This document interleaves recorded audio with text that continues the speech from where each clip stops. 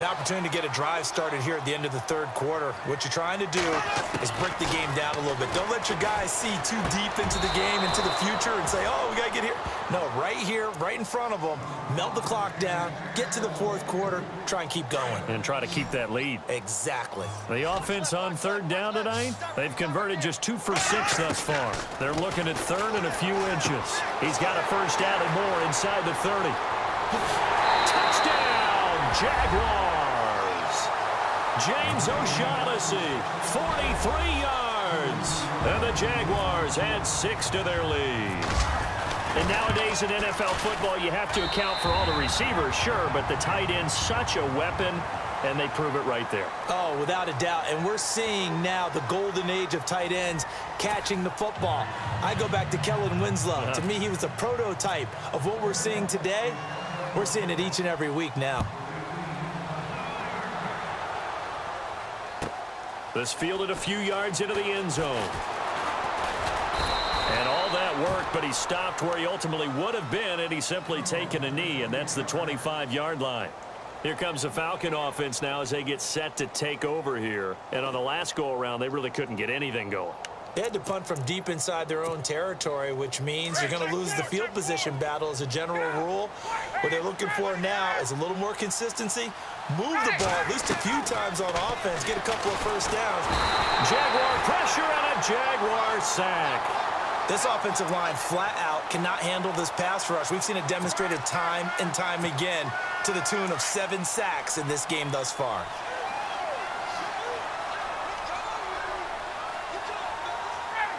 And some changes here as the D-line separates some. And the hit jarred it loose. It's incomplete.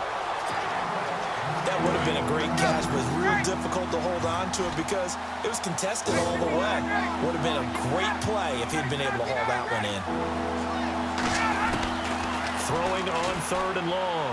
Ryan going for the deep ball. And my goodness, another interception. Picked off around the 37. And his guys are going to get the football at the 37-yard line. Here comes the Jaguars offense as they get set to go again. And for them, a touchdown their last go-around. Obviously, they'll be hoping to do that again. And when you start plotting for this drive, when you start thinking to yourself, okay, what are we going to do? You don't go away from what you did before because that worked, but you have to be prepared for wrinkles and counters because you know they'll make some adjustments. They'll run it now out of the gun. And he'll be taken down, but not before he gets into enemy territory. That one a pickup of 15 for Jacksonville. And I'm guessing you'd say this is kind of the key here. Grind out some yardage, work on that clock, see if you can continue to tick it down. Definitely, you want to bleed things out at this point, right? Continue to possess the football, gain some yardage, and put the onus on the defense. Do they have to use timeouts? What are they going to do to stop you? You're taking charge. Out to the flat. That's complete to his running back. It's a loss of a yard there, and now second down. Really good defensive effort. They were all over that little swing pass out to the right side before lost yardage. Terrific read, better execution, and done with a lot of enthusiasm, wasn't it? Absolutely. They saw it all the way, ran to the football, and caused a nice play for lost yardage.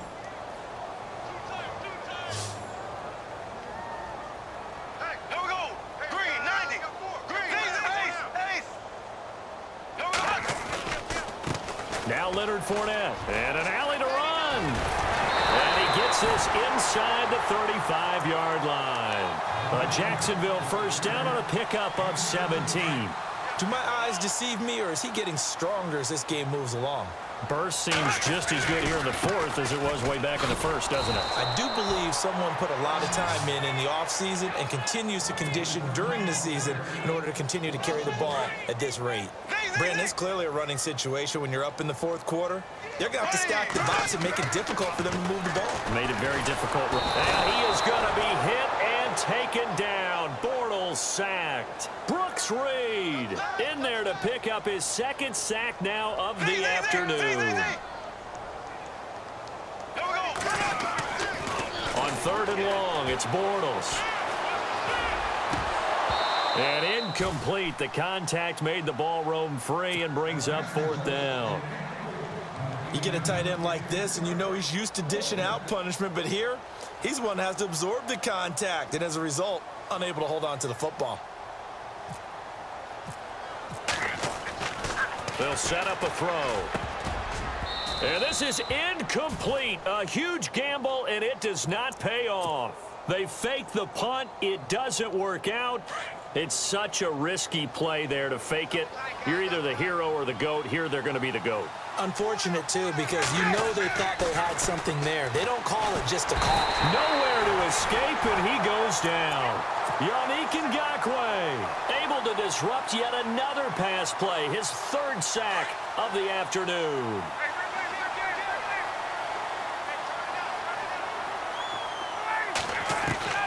Looking to throw on second down. Ryan trying to lay one up deep. And he bats it away, and it falls down incomplete. The Pro Bowl wideout Julio Jones, his intended receiver. And it's third down.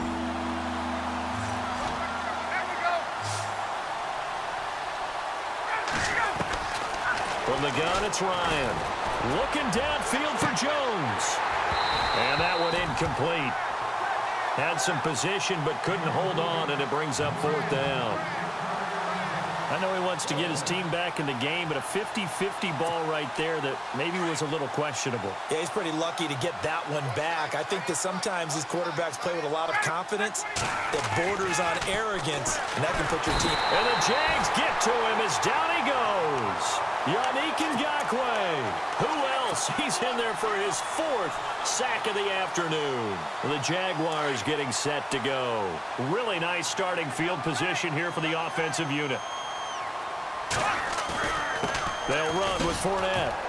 And maybe a measure of revenge there. He's had his way in this one, but this time they get him behind the line. That's going to go as a loss of a yard, and it'll be second down. Again, it's Fournette.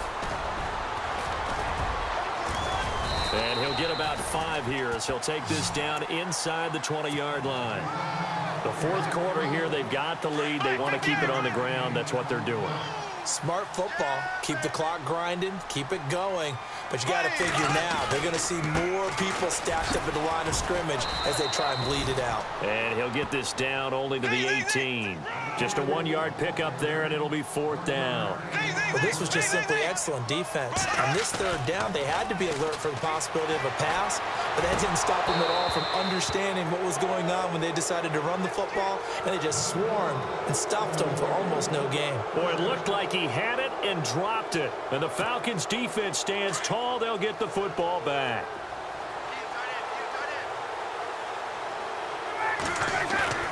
They go play action here on first down. Rush coming, and he's taken down. Malik Jackson in there to get him his second sack now of the afternoon. The amount of sacks that they've absorbed in this game is absolutely extraordinary. Let's just face it. This offensive line, flat out, cannot handle this pass rush. It's been demonstrated time and time again. Looking deep for Julio. And now here is another interception. Picked off by Barry Church. And he will return this one to the 30-yard line. What a nightmarish game he's having now. 6 interceptions that he has thrown. Absolutely unbelievable, isn't it?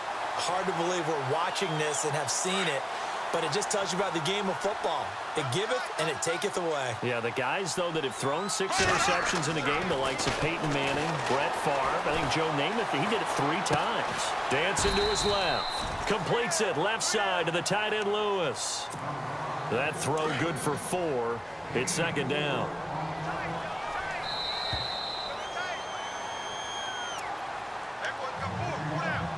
Time for a break. We're back to finish this one off after this. Now Bortles on the bootleg. Escaping the pressure right.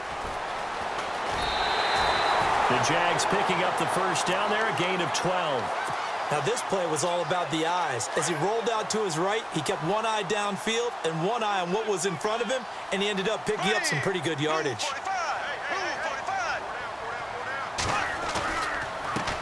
On the run, it's Fournette. And they get to him quickly here as he stopped right around the 13. Just a yard on the first down carry, so it's 2nd and 9. This is what happens sometimes when you abandon the running game. It's hard to get back to it because once guys get out of that mentality of firing out and hitting people, hard to get them started again occasionally. And he takes it in. Touchdown, Jacksonville. A great effort there. A 13-yard touchdown run. And the Jags take advantage of field position on the turnover to cash this one in. Oh, it's a fake. They'll try and throw for it. And this one goes nowhere. Losing yardage back at the 22. Here's Lambeau out to kick this one away. And no return on this one as the fair catch is signaled for and taken. Atlanta now coming out on the field. They're down big here late. I don't know. You just one last drive here for pride? Some people like to do that. I remember playing for a guy once. We were down huge, and someone said, "Coach, what do you want to call?" He just waved a hand like, who cares? Let's get out of here and do something some other time. But some teams like to do something at the end to feel a little bit better as they continue to move forward. Yeah, probably just want to put this one behind them. 2 yards on the pickup there. It'll be 2nd and 8. Now they got to get to the line quickly. Seems pretty obvious defensively a key was stopping the run game. How have they done it so successfully? To me, it seems that these guys really did a nice job of paying attention during the scouting report meeting. And you know, Brandon, when they do those, they talk about the top plays that these guys like to run. The best runs for the top running back, those are the ones you focus on and want to take away. And they've done that pretty successfully in this game. The Falcons on 3rd down. A very anemic 1 for 9 thus far. This is 3rd and 8. Ryan. They'll set up the screen for Freeman. The screen good for 6, but it's not enough as it leads to a 4th down. You got the big lead defensively. Willing to give them that underneath stuff, right? And this is why you work on your tackling. Tackle them after the catch, inbounds, keep the clock running. Just go ahead and lead the game out that way. Here's Ryan. And the Falcons get there. The Falcons get the sack. Down he goes. Telvin Smith. From that outside linebacker spot, he's able to get in there for a loss of 9. And on the outside, they're playing press coverage. Bortles going to look to throw. A throw left side complete to his receiver, Westbrook. And he's able to get it to the edge of the red zone at the 20-yard line. 5 yards on the catch there, brings up 2nd down. And just a small glimpse there as to why they like this rookie so much. And that's why they lit up a little bit in our meetings with the coaching staff. And his pass is intercepted for the 4th time today. Picked up by Deion Jones, the linebacker. And I think he's going to go. They're not going to get him. 30, 10, and he will score. Touchdown, Falcons. This game's still fairly well in hand, but I think now you go conservative, don't you? Go into your shell, just run the football? I think you have to, but you also have to tell your backs and make sure you're really protecting the football because you're going to run into a stacked defensive front, which is why they were throwing the football before, trying to make sure they just get their backs, really beat up in that situation. Now, good luck to them.